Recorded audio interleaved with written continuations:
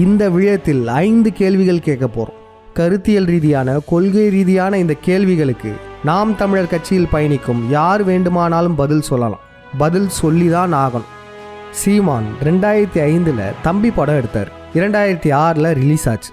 அந்த படத்துக்கு தம்பின்னு ஏன் பேர் வச்சாருன்னா, போராளி சார்ந்த படம் அது. அதனால தலைவர் பிரபாகரன் அவருடைய பேரை வைக்கணும். அவருடைய இன்னொரு பெயர் தம்பி, செல்லமா எல்லாரும் தம்பின்னு கூப்பிடுவாங்க. அதனால அந்த படத்துக்கு தம்பின்னு பேர் வச்சேன்னு சொன்னார்.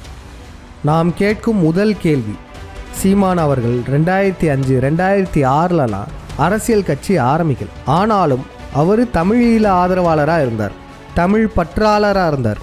தமிழீழ ஆதரவாளர், தமிழ் பற்றாளராக இருந்த சீமான் ஏன் தம்பி படத்தில் தமிழ் தெரியாத பெண்ணை ஹீரோயினாக காமிச்சிங்க?